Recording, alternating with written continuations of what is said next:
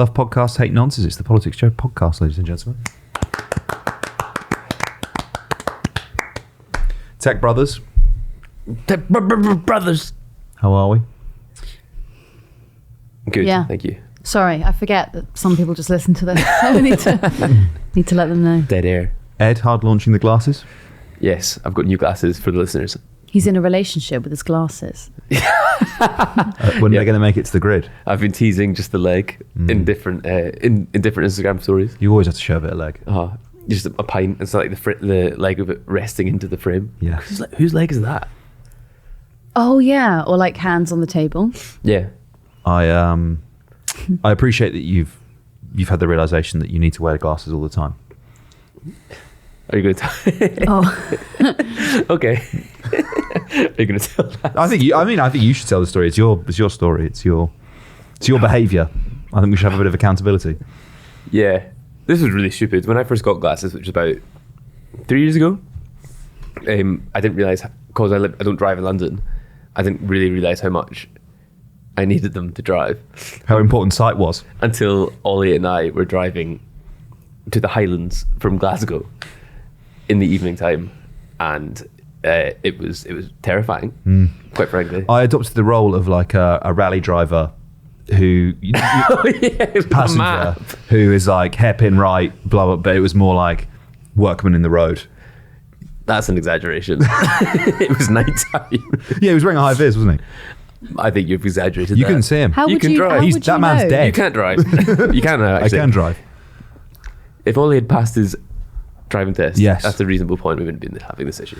Well, you don't really need to. You don't need a car in London, Yeah, but do you you? didn't grow up in London, so. No, but I didn't need it then either. It's true. You're a driver. I did. Chauffeur. No, my mates all learned to drive, so they drove me around. Yeah. You're such a feminist that you let your woman drive you around for years. Yes. I don't know. What's the inverse of that? What's the sexist would be like women can't drive, so my position would be women can drive. They can drive me around whenever they like. Yeah. That's a good line. A way to pick up chicks. Just hitchhiking. So we met actually. So my wife and I met on the M40. It's actually an undervalued way to meet women. It's just like a hitchhike. Good day otherwise, guys. Yeah, How are we? been grand. You all right? You know what makes me laugh?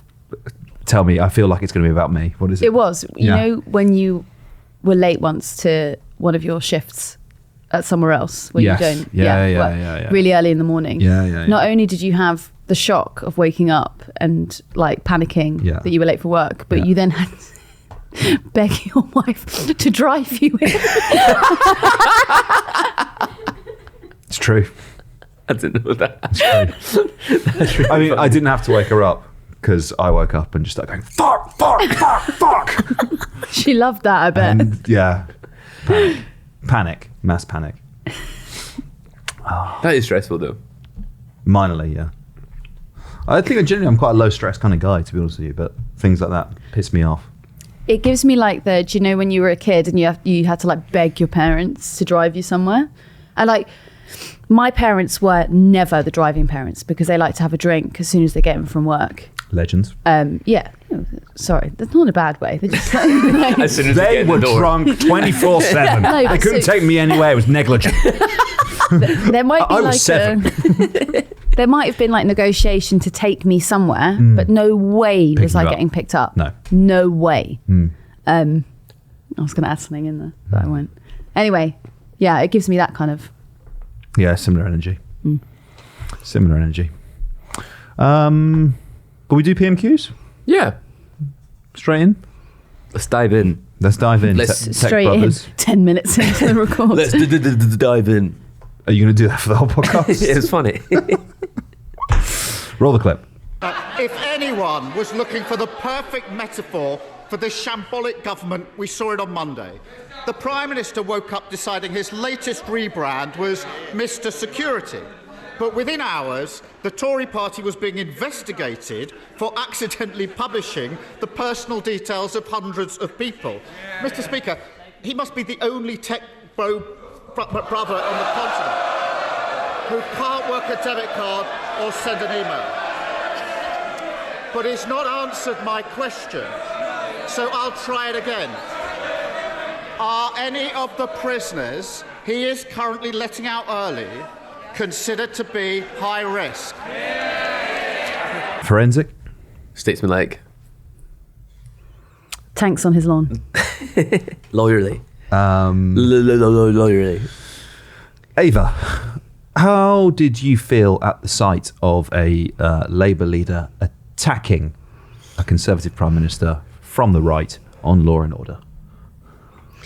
Oh, I wish you'd talked to me about these questions before. Like, whenever you do any other programme, you get some kind of insight into, like, the sort of things they're going to ask you. So you have a second. I said this on the desk earlier. But- were you there? I didn't hear that either. I asked you it, didn't I? Nope. I said that earlier. Laura's nodding. Laura. Okay, to the two people who aren't on the podcast. Yeah. Go on, Laura, Laura can come in and answer it. No, I did say that. Okay. You were just ignoring me. Well, anyway, let's. I think crack I on. was watching PMQs. So. Sorry, Ava. So yes, what would you like to say about? So what I Keir guess Starmer had this to is in say? a long line of topics that Starmer has now attacked Rishi Sunak on from the right. So you've had Natalie Elphicke and small boats. He's gone in on the right on that. Two-child benefit cap. Suella Braverman this week advocating for the government to lift the cap. Wes Streeting, the Shadow Health Secretary, defending the cap and saying, well, we can't just give handouts out. Would we say the world's turned upside down? Well, I don't know, but I can't understand that phrase unless I see a picture of the world upside down. See that post when you shared it to your Instagram story? Yeah. I was like, what's that? For context on this, Ollie put into Sean instructions on what he wanted from an Instagram post, and he said for slide 3 he wanted, the phrase like the world has been turned upside down. And Sean for some reason just did a picture of the world upside down. That's a very literal interpretation, but What I did you enjoyed want? it. Well, it wasn't. It's a reference to the English Civil War, right, and the diggers. But to be It's fair, like the he's world- foreign, isn't he? So Yeah, he wouldn't know. He wouldn't know a single fucking thing about British history, would he? Or Civil War. Being Irish, nothing. He wouldn't know a fucking thing about civil conflict. Those Irishmen have a lot to bloody learn. yeah. Sectarian. What was I going to say? And there's a phrase from the English Civil War, which is, the world hath turned upside down, which is basically like what's right is wrong, what's wrong is right. I also like Well, how you're it's- explaining the it's spelled phrase with the it. world is turned upside. It's so long ago, guys, that it's actually spelled with an F. The world half. No, the S. An S was an Oh, F, wasn't got it? you. Yeah. Okay, I'll pull up I the believe- etching. I believe you. No, I I'll pull believe- up I the believe you. etching for you, brother. I believe you. So I'll you pull up the wanted etching. Where's it etched into? Your brain? Yes, into my eyelids. the world half turned upside down. No, the pamphlet was called "The World Turned Upside Down." What pamphlet? It's like a digger pamphlet. At the time, it was like the launch of. Who are the diggers? I'm not taking the piss. Right. You're telling Sean that he needs lessons. Well, he's foreign as well. Yeah, I am. We don't do the English Civil War in school. We have Well- our own conflicts. What do you Did do? you- What, Celtics and Rangers? That's largely it. It's just the history of league clashes. But we do like the Scottish Wars of Independence and stuff, important things. One of these Did you laugh days. at that? One of Did these you laugh days. at that? No, I'm laughing because it's like, one day we'll get it. So I wasn't suggesting that Sean should use that image. Hang on. I wish he had. That'd be really funny. This is it. Oh, right. Okay. So for listeners, Ollie's holding up a man with 4 legs. Yes. Oh, no, sorry. No, He's got hands for legs. Hands for feet. Right. And he's got feet for hands. Yes. And that's how you wanted to illustrate. And the world is turned upside down because turned upside down. use an F instead of an S. The next time that we do one of those upside down, let's just put that one in, see if anyone gets it. A brief description of the ridiculous fashions of the distracted times by TJ, a well-willer to King, Parliament and Kingdom. What do you think that is yet? Do you think that's like we didn't have enough, we hadn't got enough of the romantic language yet to get an S in? What was it? Why is that? I should probably know this. I was about to say, you would be the person I would ask. I'll find out for you. I'll pull up a Google on that. Etymology of F. instead. You guys talk amongst yourselves whilst I look into right. this. Sorry. So what I was saying was, this is actually the third time that Starmer has attacked Sunak from the right. And especially on crime and law and order, that's sort of like an open goal for Starmer at the moment. Last week actually, we heard from the Chief Inspectorate of Prisons, and he'd been around Wandsworth Prison, and he was talking about the shambolic conditions inside that prison. You know, prisoners are being let out of their cells for 23 hours a day. They don't know when they're getting a break. They're being locked in. They're not allowed to walk around the wing. Disease is spreading because of people being so overcrowded. It's in a really dire strait, this Victorian prison. And obviously the government doesn't want to pay to rebuild that prison because it's just not a good look at the moment. So Starmer's really got this proper... Oh, and also court proceedings are being delayed because the prisons are so full, they can't actually put convicts anywhere. So Starmer's got this huge open goal at the moment to attack the Conservatives on what they're supposed to be good for, which is crime. So it's actually a letter. Back to the main part. it's actually just an S, but it's written differently. Okay. It's big S. Yeah, it's called the medial S or long S. Long S. Long Like S. Right. So, Anyway. To be fair, I did Victorian literature, so I think they've done away with the Yes, FS I think you by had. now. I think it was Middle English, I think. Anyway. thank God we got to the bottom of that. Well, I thought it was interesting. It was. Your point was interesting as well, by the way. Thank you very What was much. more interesting, listener? It doesn't...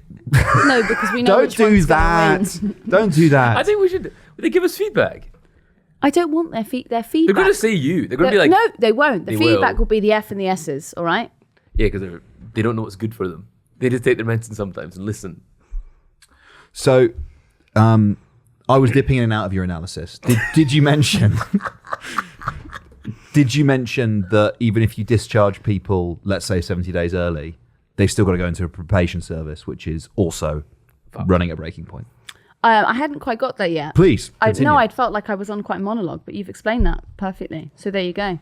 Is it fair to No. sully Starmer in this point, as you tried to there? I'm batting for Starmer now. Yeah. We've pivoted by saying attacking him from the right, because it's not a extremely right-wing thing to worry about who's being released from prisons 70 days early. It's not. I wouldn't say it's extremely hard right to want prisoners to serve out the sentences that they were sentenced to. If you believe in the justice system and you believe that prison is for punishment, then should they not? I think it's pretty standard. You've said it there. It's that's an authoritarian position in my mind. The idea that the way to address crime is with longer prison sentences. It caters to the authoritarian tendency, right? It's that the idea that instead of addressing the causes of crime, i.e., and I'm not saying like full stop everything, for example, I don't know, like murder, let's say, at the most extreme end, but things like theft, different forms of abuse, etc. Drugs. Looking at poverty and how it drives instances of that crime, as opposed to treating crime as a symptom of that poverty. So, it's like Bas Dreising has done a study on this that shows that looking across justice systems around the world, that there is no correlation between severity of sentencing and reducing or increasing recidivism rates. There's no correlation between the two. There isn't a connection. I don't think that's what Starmer's getting at. I think Starmer's talking about the higher offenders, talking about high risk offenders. He's not saying like you're freeing the shoplifters. He's like you're freeing the pedos.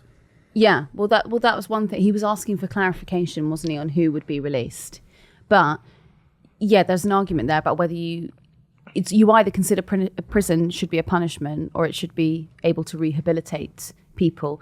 And I think it's quite obvious to say that if you are being put in somewhere like Wandsworth Prison, where there is insane overcrowding and you're not giving access to any education, you're not able to better yourself or reform, that's ripe for radicalisation, and you'll probably come out the other end and reoffend. Isn't it? The stat of reoffending is so high, it's like 70%, isn't it? That's a huge drain on the public purse. Did you watch the that Bind Up thing on Channel 4 with? It was like Peter Hitchens goes into. I saw some clips. Yeah. I saw some. There's clips a really good bit. So I would say I largely agree with both of you. I'd say I'm quite liberal on prison reform. Why don't you just stand by your convictions? Because we're a fucking discussion show. Because we can't just... I'm playing the heel. Because you can't just stand here wanking each other off, being like, great, good point. I was trying to create a bit of discussion. Anyway, You've got feet for hands. There's a really good... The world has turned upside down, Ava. There's a really good bit where Johnny Mercer is talking to his Johnny Mercer's on it as well for some reason. Maybe because he's a minister. What he's in the prison thing? I think it's strange. Do you? That You you think co- it's strange that a government minister... Court Yeah. celebrity like Johnny Mercer. Sorry, I'm just trying to create some kind of tension. So that we need to You've done be it more again. I love it. combative. You two just become like incredibly pedantic about everything each other says. But it's funny that he's talking to his cellmate and he's like, so what are you in for? And all the point of this program is it's like ex-offenders have gone in. Johnny Mercer asks his cellmate what he's in for, and the guy's like, I'm a contract killer. No. And Johnny Mercer's like, oh. Funny you should say that. I'm actually a British soldier. We're kind of the same thing. But then he says, Boom, boom. but then Johnny Mercer asks, oh, how did you get into that? Sean's laughing so loud. He's literally behind there like, yes! I had to throw him one after we told him he should know more about British history. Johnny Mercer asks this guy how he got into being a contract killer, and the first thing the guy says is, oh, my parents got divorced. And Johnny Mercer's like, what the fuck are you talking about? So many people's parents get divorced. I think it's interesting, like, you're watching it. I mean, that's a fair question. You're watching it as kind of like a bleeding-hearted liberal. Like, I actually think prison should be for rehabilitate. And then he says, like, oh, I killed 40 people. And you're like, oh, no, prison. Yeah. Prison for you. Oh, good. Stay in there. No, I think there's a tendency in this conversation. For example, when you talk about poverty being a driver of crime, Yeah, right? yeah. I guess you could make the argument and say, right, well, why did that man become a contract killer? Because he's impoverished and he wanted to make money. But at the end of the day, if you are so morally depraved that you are just assassinating people, like, I don't think there's much we can do to help He you. told a story. He got the wrong guy once. No. He was drowning someone. And he was like, oh, shit. I'm so sorry. Oh, well, he apologised. I'm kind of... You're ad-libbing. You're running with it. But I imagine, well how would you react if you're drowning someone? No, but at that point, you have to drown the guy, right? Well, he can ID you now. But You have to drown you him. might do Depends it. what you're wearing. If you've got to cover up. Or you Also, can by the way, I'm not surprised this guy's in prison. Drowning as a method of... What the fuck is he doing? What is he doing? You are a professional hitman. Have It's some like a- self-respect. It's like a Where's he shallow drowning type. them Get a either? knife. I don't know. Like Get a down gun. the toilet. Like, Like a school bully Yeah. slamming the toilet on his head. The fucking sea. he actually does it in the urinal. Why won't Takes you ages. die? Takes ages. Waterboards him with his piss. What a powerful stream that man has. That's why I married him. It is not the piss cast. So the blowjob. It is not the piss cast. There's another really good prison doc called, I think it's just called Strange Ways from the 80s. That we heard It's got about. to do with Prime Minister's question. They're talking about prisons. It's about prisons. It's not like you just fucking started talking about pissing, apropos of nothing. In the context of someone being Drowned. So you just went, oh, what if they were being drowned in piss? Obviously. You'll find out. Yeah, okay, sorry. Oh, that does actually make sense. There was a really good doc. I think we all saw it on because it was in the Fence newsletter about Strange Ways Prison, and they in the 80s, and there's like a cameraman just in with like the nonces and hanging out with them. Have I told you about when I applied for a job for a national broadcaster's grad scheme to be a journalist and about prisons? So this was during COVID. It was for like... You worked for us during COVID. No, I didn't. I started working in 2021. This interview We'd say that was in COVID, would we not? Okay, but sorry. Dear listeners. Okay, sorry. This was 6 months before I started working here. Very good, continue. But I was through to the final round of this like traineeship up a thing, and I didn't really want it because it would involve moving to a region, and I didn't Where? anywhere. Could be like Where don't you want to live, tell us? well, Yeah. I didn't want to live in Scotland. Yeah. I didn't want to Region. live somewhere that I didn't know anyone during COVID because I was like, well, nothing's open. How am I going to like How will I meet meet people? and make friends? So I kind of swung like at it, had a job already, and I had to come up with a news story to pitch. And I was like, oh, you could do something about like how prisoners are locked up 23 hours a day during COVID. And then I Googled, because you had to make it regional, I Googled prisons in London. I think I picked a high security one, which I didn't quite realise. Pentonville? Might be Pentonville. But I was like, oh, that's a prison in London. That'll be the local angle. They've got the nonsense The there. local prison. So I pitched the story, like, and the first thing the editor was like, how will you make the broadcaster audience sympathise with rapists and murderers? And I was like, that's such a good question. I was like, oh, I really don't think I've got this. No. No, I know how I would answer that. Oh, really? They're all children of divorce. They're all from broken homes, sir. If simply their parents hadn't got divorced, then they would be there. Another clip? Yes, why not? We should. Yeah, we've got. Yes, another clip. Yeah, roll the clip. It's my turn to do it. On Monday, the Prime Minister outlined what he considers to be extremist threats to our society. And in doing so, he actively compared North Korea, Iran and Russia with those people in Scotland who believe in independence. So can I ask him to rise once to the standards befitting of his office and apologise for those puerile and pathetic remarks? Mr. Speaker, that's not what I said, but I would say to the honourable gentleman that his party is indeed a threat to the integrity of the United Kingdom. And I hate to remind him, but that's literally their entire purpose, Mr. Speaker, because when the people of Scotland accepted the referendum in 2014, it was the SNP who didn't. They went on creating a Minister for Independence, focused on constitutional wrangling, ignoring the needs of the people. Education standards falling, taxes rising. So actually, finally, he should do the right thing, end the obsession with independence, and put the needs of the Scottish people first. Stephen Flynn. Rage, righteous fury. Would you say so? Would you say Scotland's been turned upside down? Oh, we're getting our own civil war. Yeah, he was fucking furious about that, wasn't he? Can't imagine why. No. What, comparing Iran and Russia to Scotland and Scottish independence? Oh, the radical extremes. Well, you want to break up the UK, which is are you equating Scotland leaving the United Kingdom with like invading Ukraine? Are they as bad as each other? Which bit do you think like we could annex some of it? Which bit would you give to England? I don't think any of it, to be fair. What about we take? You wouldn't take any of England? Are No. you mental? No. She's asked, what would we give to yeah, England? what bit would England annex of Oh, Scotland? sorry. What would we take off Scotland? I think Yeah. we'd want Aberdeen. Oil. Yeah. Yeah. Or maybe we'd want like, what would I want? I wouldn't want, no offence, I wouldn't want Edinburgh. I think. Really? Yeah. I'd take Glasgow for sure. Yeah, Glasgow I'd be interested in. Cairngorms is nice. Yeah. Orkney, lovely. But then I'd want bits of Fife. Why Fife? I went there and had a really nice time. Nice. Not all of Fife is like that. I actually went to all of Fife. every inch. All of it. The Kingdom of Fife. I will annex all of Scotland, apart from Aberdeen. That's good. You can have that. Don't Aberdeen. Maybe have that. Why would you leave them Aberdeen? That's like the Have you been to Aberdeen? Yeah, but that's a really high profit bit. Yeah, Yeah, I mean, but swings and roundabouts. yeah. Maybe we could just take the C bit. I can't remember. Every time we've discussed Aberdeen, have we cut it from the podcast? I don't think we've ever cut it. We've left it in, have we? I think so. I don't think we've ever discussed Aberdeen on this podcast. Oh, you No, don't no, we believe definitely have. Oh, really? Yeah, we definitely did it.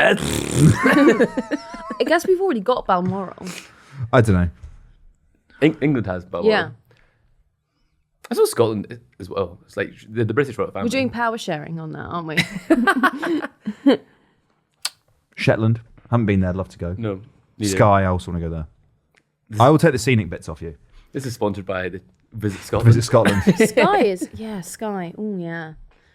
I've got a wedding not far, well, sorry, just giving away where the fucking wedding is. It's on I this will be date. in Sky at some point. No, yeah, I'm really looking forward to it. That'd be amazing. Really hard to get to that, isn't it? It's far. Should we go back to Stephen Flynn? Yeah. I think this is the problem that they have. No one takes it Don't take it seriously. seriously, yeah. We just spent 10 minutes on which part of Scotland would we annex. And that's the one bit they don't want. Yeah. So he wants an apology. I think he's been a bit much. That's what I thought was interesting as well, because usually he stands up and is quite controlled and measured and kind of it seemed quite parochial to be like it seemed like of all the issues you normally stand up and ask really good articulate questions, probing questions about Israel and Palestine, the performance of the UK government, and you're like, you've offended me personally. Do you think that came from FM though? Do you think FM? No, because I actually don't. Because he did it as well, didn't he? John Swinney did. Yeah, he's been like pressuring Sunak to apologise. I think the politics of it are quite obvious, right? Which is, you said we're the same as the Ayatollah, you fucking prick. Mm-hmm. You know, look at this terrible Tory. It's. If they were the Ayatollah, who do you think they would put the fatwa on? The Tories. Well, all of them. They would fatwa Rishi Sunak immediately. I don't think they would. I think it's too low stakes. Who's the biggest proponent of unionism? It's got to be a DUP guy, right? Like Jim No, Shannon. Scottish unionism. We're capable of listening to a man speak and say, you know, the world is dangerous. It's destabilized. You've got Putin's illegal war in Russia. China is a force for good. And even Scottish nationalists are trying to break up the UK. I think any rational person listens to that and goes, he's not drawing an equivalence. He's not saying, you, John Swinney, are Putin that likes Iron Brew. They're not. He's not suggesting that, is he? Like Iron Brewson. Very good. Very good. Oh, very droll. I think that he could have broadened out the point and he could have just said something on the lines of, like, he could have tied it in with, like, that Lord Wolney report, or John Woodcock if you're Ollie, and said, any group, any person that disagrees with you, you lambast or denigrate. You could have just, you could have made it a broader, or prescribe. This is the. I'll read out the section of the speech, right? Please. So we can form our own judgments. Thank you. From gender activists hijacking children's sex education to cancel culture, vocal and aggressive fringe groups are trying to impose their views on the rest of us. They're trying to make it morally unacceptable to believe something different and undermine people's confidence and pride in our own history and identity. Scottish nationalists are even trying to tear our United Kingdom apart. Yeah, I think it's, well, look, It's not inaccurate. it's not inaccurate. You think they'd own it? Yeah, we're going to rip this fuck. Well, I'm going to rip this fucking Well, they're United not- Kingdom a new one, buddy. But they're not doing that now. John, they've kind of rode back on their. Has he gone all gradualist on us? They don't have a minister for independence anymore in Scottish government. That's it. They've abolished it. The cause of independence is dead. But they keep like toing and fro. I find the coverage of like a lot of Scottish politics stuff really frustrating. In like, oh, we're trying to move past this kind of divisiveness that kind of undid Hamza Yusuf, and like John Swinney, new First Minister, goes on Good Morning Scotland and is asked, does kind of trans women have a penis? And it's just puerile. It's just like, that's not a priority for Scotland at all. Like it's just you're the culture wars keeps being fed, and it keeps, every time it kind of, you think it's stopping, it just rears its head again. Is that a Scotland specific thing?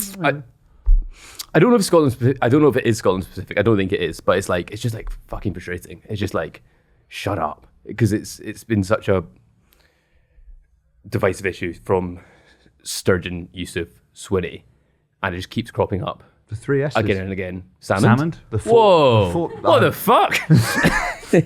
The four S's of the SNP. Forbes. They have to give it to Forbes. Sorry, They actually. have to break them. It's got an S in it as Did well. I said Yusuf, didn't I? Yes. Yeah. So it doesn't begin with an S. No, what No. did we say? Did I I just say? thought, because there was a S in it.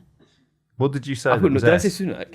No, you said Yusuf, but it sounds like you actually said three. And then we all went 3 S's in a row.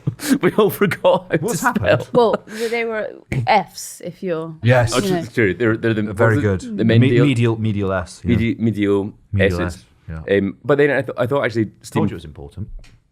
by Stephen Flynn kind of going on the defensive, almost being like, "You think I'm extreme, pal?" It kind of, instead of attacking Sunak for something, it allowed him kind of the space to be like, "This is all the reasons why the Scottish government sucks, bro."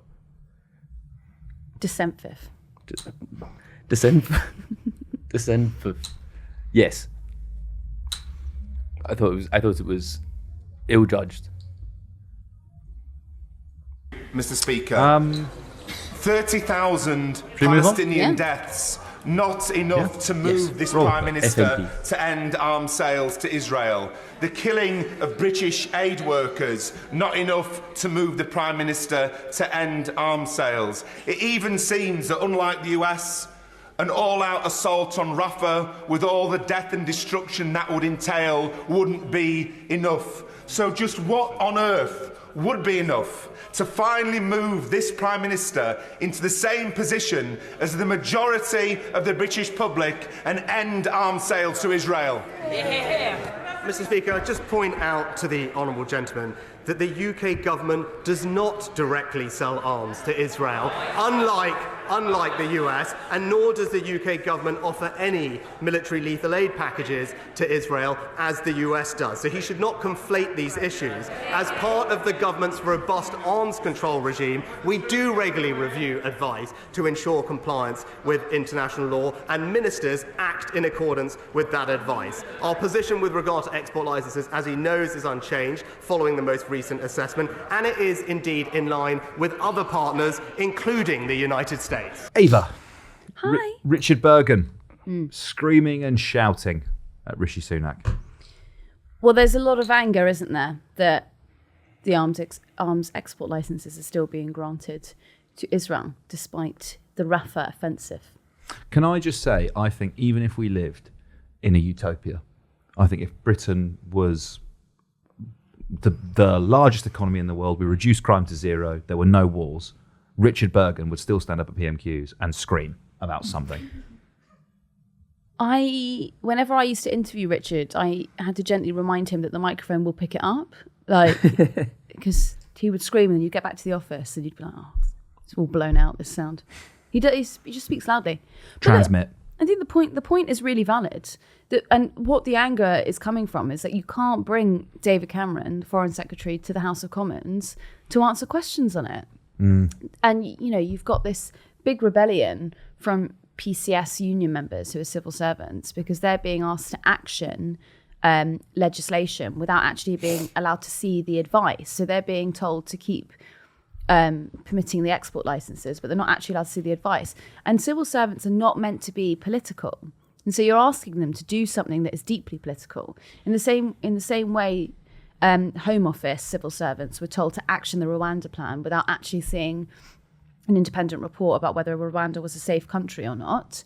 It's essentially newspeak, because it's safe because we told you it is. The export licenses are legal because we told you they are. You're being forced to follow the government of the day without actually. Civil servants they're not meant to just directly. I think it's kind of the. It's the point, right? It's like, if you're a civil servant, you're right. You shouldn't be political. You shouldn't have a view. If you're told, that's not having a view. If you're told the legal advice is bueno, you don't get a view. I'm afraid. It's like, fucking. You do if grant you're a the export lawyer, license, because they can't. How? So who are we talking about here then? So David Cameron, right now, he has access to the independent report that he won't publish. That is meant to be all the Foreign Office do. They are meant to give that to the lawyers so that the lawyers can look over it and say, yes, this is still legal, and then they action it. They're cutting out the showing them the advice. They're just saying, yeah, it's fine, push it through. That's a really dangerous precedent. Yeah. Because that could be like anything. That could be like, all right, we're going to bring in stop and search of everyone. You're not going to be allowed to leave your house until a police officer has searched you. And then you go, whoa. A civil servant goes, I don't think we can do that. I don't think that's within the law. And they go, no, it's fine. Just do it. I think with this question, I was frustrated a little bit because Rishi Sunak responds and he says, I will correct the honourable gentleman. We don't actually sell arms to Israel. And it annoyed me because you've essentially given him a semantic opportunity to not answer the question. Like the question is about the morality of selling arms, and because you've said we sell arms to so-and-so, and Rishi Sunak gets to go, well, actually, we don't sell arms. We just grant the export licenses, which obviously it's effectively the same thing, but on a technicality, it is not. If you just say, rather than when we stop selling arms, if you say when we stop granting export licenses, he can't wriggle out of it in the way that he did there, and that annoyed me in the question as well. I suppose on the flip side, they get to say, look, he's making up. He knows what Richard Bergen means, instead of engaging with it on its own merits as a question that lots of people are asking and wondering. He's been quite like, well, actually, it's not really a good look. I think that would rankle with people, especially on an issue people feel so passionate about. Yes. Yeah. I think that there's been a lot of something it's so boring to talk about, but it's actually really, it's so important, is that there's been a lot of government procedure that's not been followed in the last 2 years. And like the most pertinent example of that is the number of freedom of information requests that are not answered anymore. This like slowing down or this retraction of procedure, like it's almost like a domino effect. Like once, sorry, I don't mean to sound FBP when I say this, but once Boris Johnson lied to the House over prorogation, after that, there was just this sort of domino effect of like, well, if he can do that, then that means I don't have to hold up this side of the bargain on this. And it's just been sort of this slow slide into, the total denigration of all processes. Yeah, good chap theory in the bin. Yeah, good chap theory in the bin. Because you're so right. Because actually, when you read, oh my God, I was going to, Erskine May, I nearly said Enoch Powell. When you read, One must return to the original source material. When you read Erskine May, there's actually not a lot of, there's no punishment if you don't follow the parliamentary rules. So if you lie to the House, it is your duty, your good chap theory, you're meant to come to the House and apologise and correct the record. If you don't do that, if your whip decides that he doesn't want to do anything and the Speaker doesn't want to do anything, so what? There's no recompense. You don't get chucked out of office. Are you calling for a codified constitution, Ava Santina? I think I accidentally am. Hey, Campbell? I've done it through the back door. Backdoor codified constitution?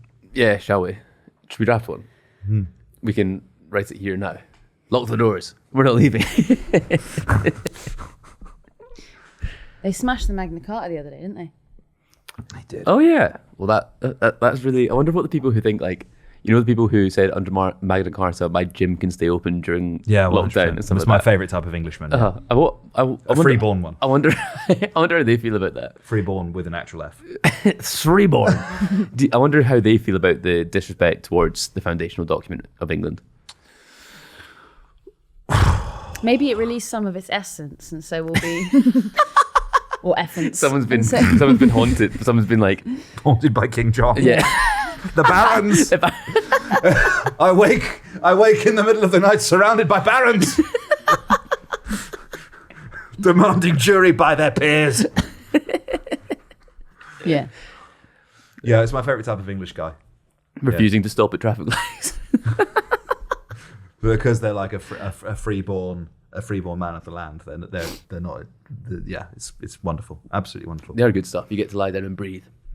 Or whatever that woman said to me at the EDL rally. Oh, when you got schooled? I think I've been schooled a couple of times recently. No, you got schooled at ULEZ. Schooled at ULEZ. You. Oh, yeah. MSM. Women explain. I also I quite enjoyed the framing of that because it really exaggerated what that conversation was like. As if the listener doesn't know, this is a kind of weird conspiracy theory adjacent. Put it in. Put Twitter. the clip in.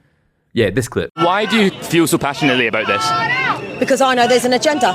What's the agenda? The agenda is paper mile next, then it's electric, then it's car sharing, then it's reduced private ownership of vehicles, then all these cameras were always going to be for the police. It's for surveillance. You think it's going to be used to prevent crime, but it's actually going to be linked to when we go to digital ID with our digital currency, all linked to our carbon footprint, essentially a credit scoring system. And the framing of this on Twitter by some weird alternative media thing. You know how alternative they are if they're describing us as mainstream media. And I was just like, what? The question I asked was like, what do you believe?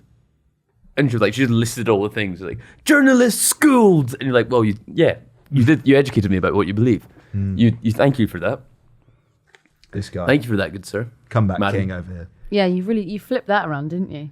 I flipped You've that managed around. to make an L into a W. Absolutely. We are reclaiming being schooled. I am being schooled. I will reclaim the language. Educate me, please. You Lazette.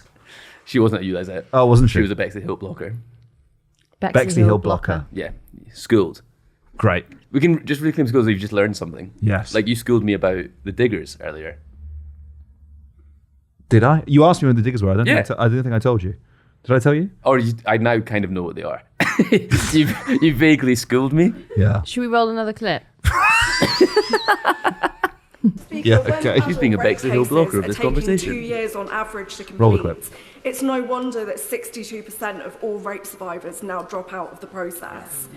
When just 2.5% of rapes recorded last year have resulted in a charge, and fewer still will end in conviction, it's no wonder that the Victims Commissioner, Rape Crisis and others have argued that rape has been effectively decriminalised in this country. Is the Prime Minister not ashamed that because of his government's failings, victims and survivors are being put through a living hell in our criminal justice system? Ava, Nadia Whittome there saying that this government has effectively decriminalised rape. You could argue that Nadia Whittome is attacking the Conservatives from the right, couldn't you? You could. But then I guess rape and sexual assault has always been a left issue, hasn't it? 100%. Because whenever you get booked, actually this has calmed down recently, but there was a point in time whenever you got booked to talk about serious sexual assault, they'd bring on someone else, usually a man, to argue that actually women make false rape allegations.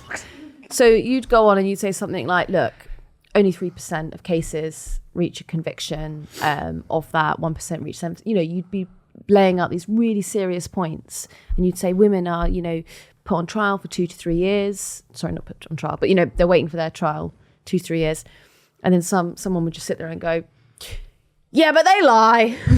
Women are they lie all the time. My bitch ex-wife lies all the time.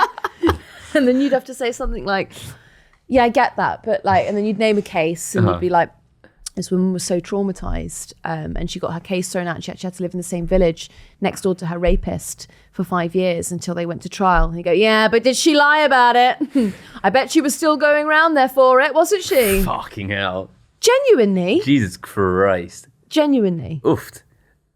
There was I'm not making the joke. This is actually what was happening on television. Did you see the Tory MPs' WhatsApps about MPs will now be banned from the point of arrest for these charges? What were the WhatsApps? Charges? Someone was like, I fully expect to be banned from the estate any moment now. I think they meant because of a vexatious complaint. Or were they they doing one of these? Can't do anything anymore. It's the end of the road, fellas. We're going down shooting.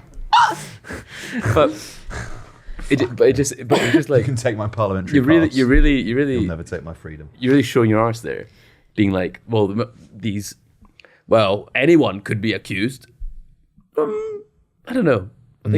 I think that's the best form of take, actually. What? When people come out of the woodwork and go, well, that's me finished. The game's up. It's been a good run, fellas. The net's been closing in for years. Do you know when a quote-unquote whistleblower would come out and they'd be like, they're coming after you. What's happened? They'll have been accused of very serious sexual assault. They'd be like, if they could do it to me, they could do it to you too. No, buddy. Yeah. No. Key difference here. They'll never catch me. Oh. Right. Yeah. Grim stuff. Really grim. Really grim. Who do you think's going to defect? Don't know. No word on the street? Someone, what was really a Lib Dem to the Green Party or something like that? Why would Starmer hold an event in Essex? Are we talking about the same thing? Why would he hold an event in Essex if a Lib Dem was defecting to the Greens? Are we not expecting a Labour defection? I actually don't think we are expecting a Labour defection, but I think the Essex thing is actually something entirely different. The Essex thing is he's just having a rally in Essex, and it was billed as a special guest. Right. And it was because it's in case Starmer suddenly can't make it, and they have to send David Lammy. Right. And so then there is also a defection happening. Is there? Seemingly. Would that have come out because maybe he's going to a Tory constituency to do that, and you have to let the MP know that you're coming to do a campaign event? In Essex? I think it was like to the local Essex members. It was like Essex Labour. Oh, right, invites right. you to something with a special guest. So it's nothing to do with Essex. So I was going to say, should we pull up a list of the Essex MPs? But actually, should we just pull up all of the Conservative MPs? The watch list. Do you imagine the fucking whip that's got to like keep an eye on all of them, like who's wavering, who's going to fucking defect? That's what the Labour Cold War. The Labour MPs were like when Tory MPs were coming in before they took their seats. The Labour MPs were going, oh, which I thought was quite funny. Who's going to go? Pick a name. I think the most banter option is clearly like a Priti Patel or Suella Braverman. That's who you want, isn't it? Yeah. It won't happen, obviously, but No. that's peak. What about... Fabricant, That'd be sick. Charles Walker, Christopher Cho, Also good. Christopher Bill Chope. Cash. Swainer, Yeah. Edward Des. Lee. Richard Drax. Just the entire ERG. Just one by one, making the way. Block defection. Yeah. I'm trying to think. Like a Caroline Noakes? I could see that. Is it too Sean obvious? concurred with that. Sean just literally went, Ava, you're so right. Miriam Cates. Once again. That kind of, yeah, but then the thing is, if we tried to do this with Natalie Elphicke, we would have, Yeah. Well, we would probably have suggested it, yeah. yeah. Danny Kruger. We should just name them all. A lot of the hacks, And then edit We it. can so clip it's- it, yeah.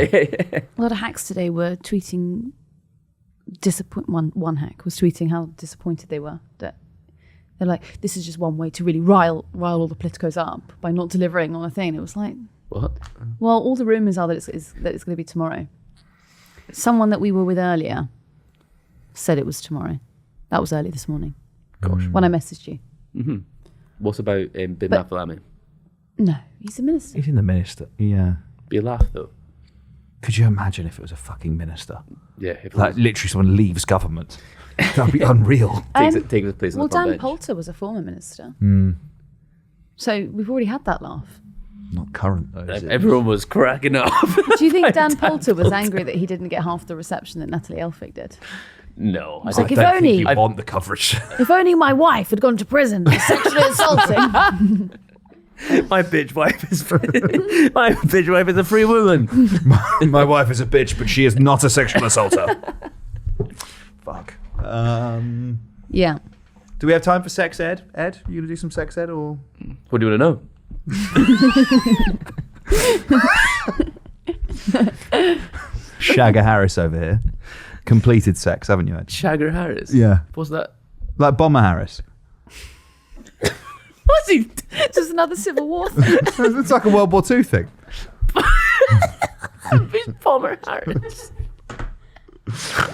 You're making me doubt myself now. Palmer Harris. I think he's a famous World War II bomber, no? Yeah, really famous. Well, we Yeah, should Arthur all- Harris, commanding officer, Bomber Harris. Yeah, Why would we Marshal know of the that? Royal Air Force. He's like a totemic World War II figure. I'm not in the. But- I'm not on the blogs as much as you are. I'm not on the, The forums. blogs, the forums. This is the history of your country, Edward. What was it? R.S. Durden, C.J. Durden. What was he called? JS. Though. Oh, sorry, I'm not going to talk about your fucking 1984 thing. That's mental. What? That you carried in my book a copy of 1984 about with you as a teenager. Yeah. Now, what the fuck? I think that ad is I getting think that's- activated on this episode. I've heard it. Oh, nice. It was on like a previous Yeah. one. I think that is so funny. Isn't that insane? I think that is peak, like, teenage boy. That is so Peak good. Durden. No, it's Pete Dugmore. It's Pete Dugmore. Band, Durden. Where does Durden begin? And Yeah, Dugmore well, stop. that's the question scholars will be asking in 100 years' time. For the listener, if you've not heard that ad, Ollie used to carry a book of a copy of 1984 Yeah. around him with him as a teenager. I did. That is It's still got a load of transcripts in it from our mates. Oh, that's so good. Isn't They all it? like wrote little messages So in it. good. Stay Did you woke. ever get any women with that? I didn't get very many women back then. No. No. What do you think it was because you were carrying the copy of 1984? Because they're too busy reading. Yeah, I was too busy studying Orwell. Sorry, babe, I'm reading. He's on a date and he's like he's like on his bomber shit again. Well, in the RAF, yeah. I would like to have sex, actually, but I'm too busy reading The Road to Wigan Pier. I think the bigger problem was like wearing my dad's hand-me-down bootcut jeans, to be honest with you. So, Oh, I was so cool. I was too cool for this school in Shropshire. Where did you go to school again? the West Midlands. Sorry. Sorry, Ava's apologising for saying you went to Shropshire. You're from I Shropshire. would never offend you by suggesting you're from Shropshire, which I guess is kind of tangent. It's close. Should we talk about sex ed? Because I think it's actually quite Sex important. ed? Sex ed. That's my unproduced. We have documentary to do a documentary series called Sex Ed. You could start with this. This could be your first story. Yeah, It's literal sex ed as well. it is, but it's not really what I wanted it to be. You want it to be sexy ed. I wanted it to be like When it gets a little weird, it's a little funky post watershed interviewing like porn stars and stuff, or like furries who have sex, things like that. I was laughing so much at this thing on Twitter the other day of like someone was having this really beautiful outdoor wedding. This furry came and sat in the background. What? So in all of their wedding photos, there's a furry. Were they invited? No.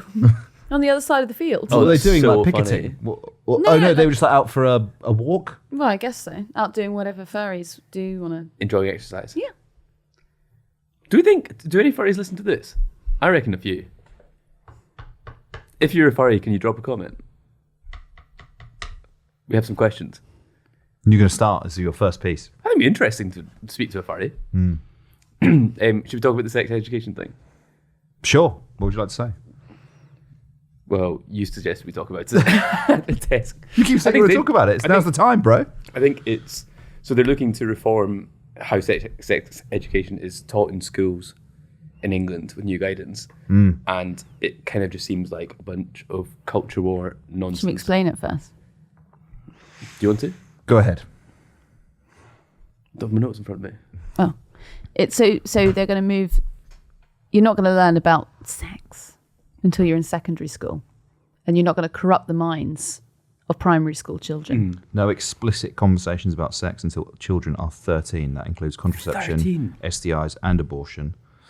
Sex education must not be taught to kids younger than 9 with, quote, gender ideology banned altogether. But do you know what's mad is that there's quite a few teachers who've been speaking about it this morning, or head teachers, sorry, and they're like, this is not going to change our teaching at all. Did you seriously think we were teaching about chlamydia to 6-year-olds?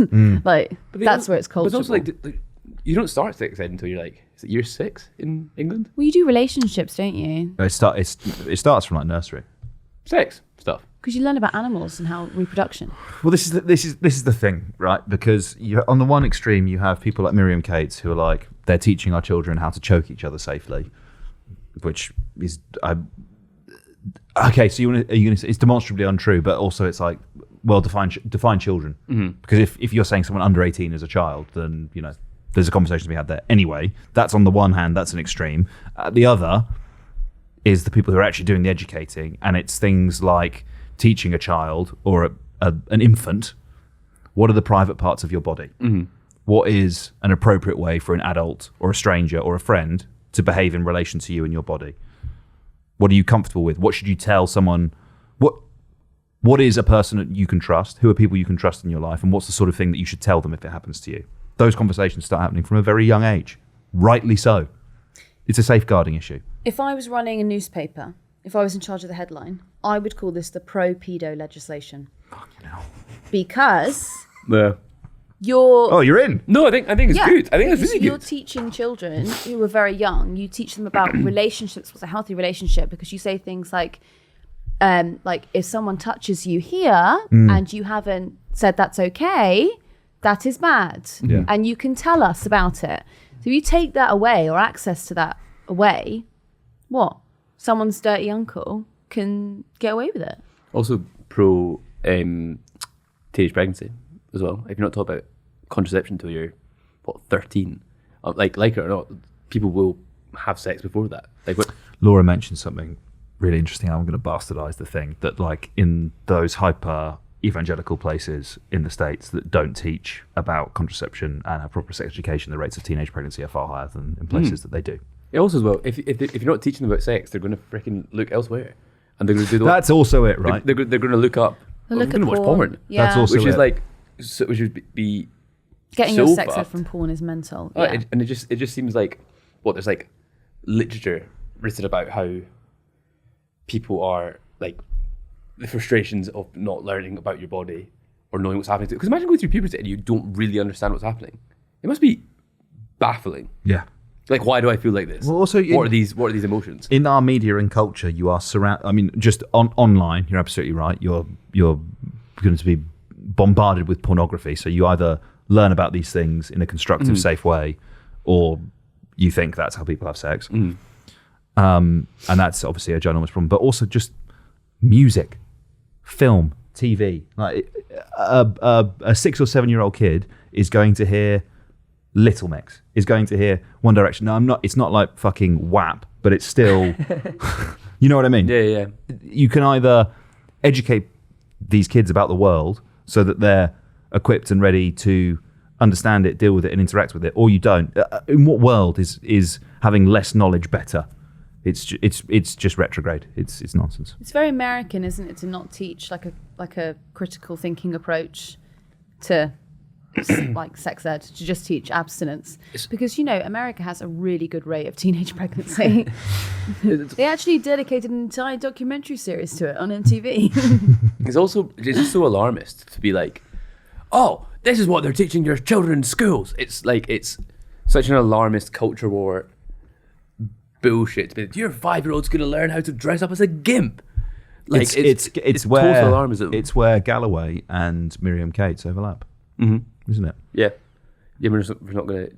Yeah, it's just panic. It's just gusser politics, but like this. So unsafe though. Like, to not teach about, like, if you want to ban teaching about relationships, like even like teaching about same-sex relationships to year 6 will be like, some people have 2 mums, some people have 2 dads, some people have a mum and a dad, like, and none of them should be touching you without your consent. Like, that is pretty much the parameters of that sex ed. Yeah. Why would you want to get rid of that? No, it's insane.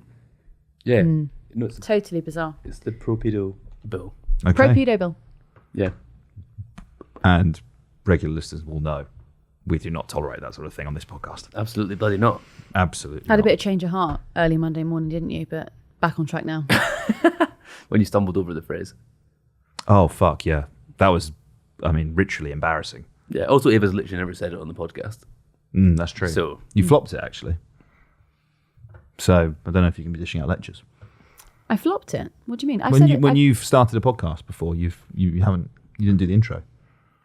That has happened.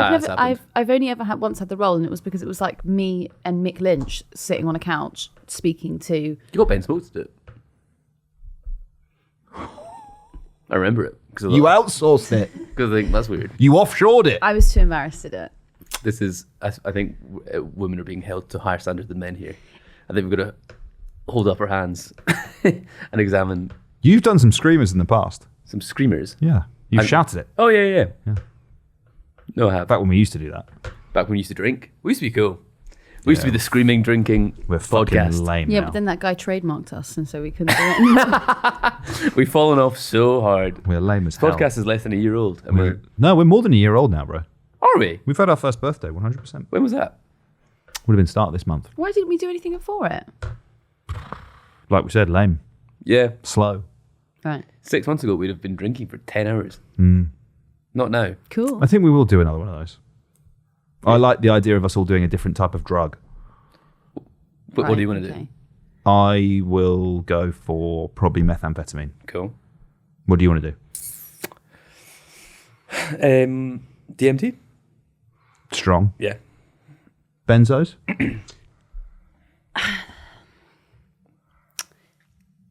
Maybe a Xanax. I'd quite like to just feel really relaxed. Xanipod. There's a. Do you know the YouTubers Ben and Emil? No. So they did Trillionaire Mindset, and now they just do. Oh, yes. Ben and Emil. I think it's just called that. They did a thing where they went to the mall, and I think they were on ecstasy, and that was the whole video. They just went shopping on ecstasy. That's a strand of content we should look into. Doing things on drugs. Right. Might not be brand safe. Gonzo. Or career safe. Hunter S. Thompson style. Yeah. Some of the best journalism of the last century. Yep. Did you bring one of those to the parties as well? reading Fear and Loathing. Oh, that's really funny. That's really good.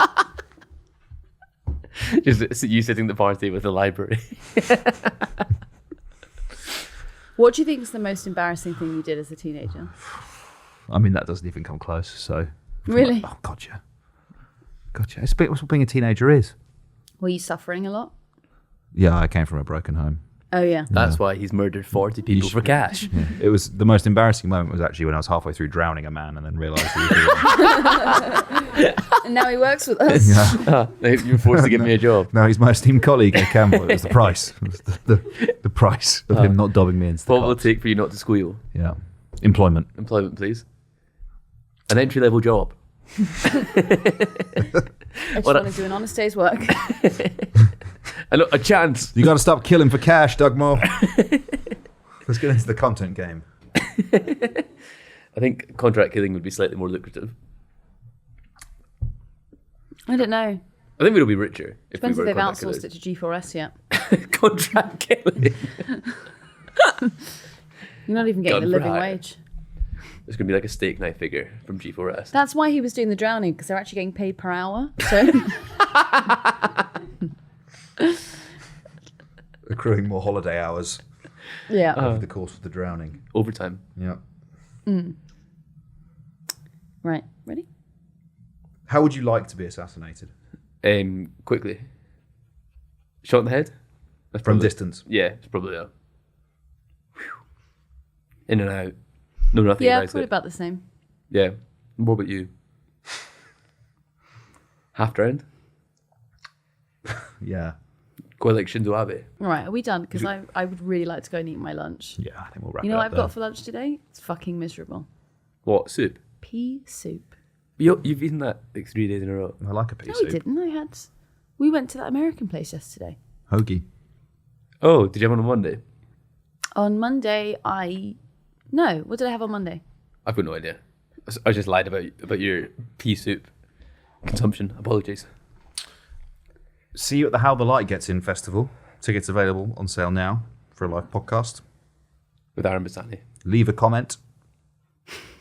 Like and Write a subscribe. review.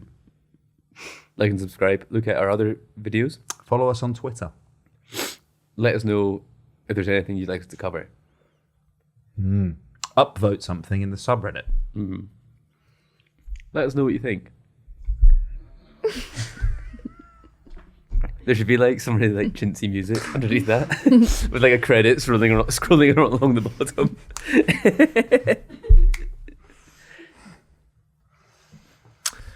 Ava's going to go and eat her pea soup now. Goodbye. Bye bye.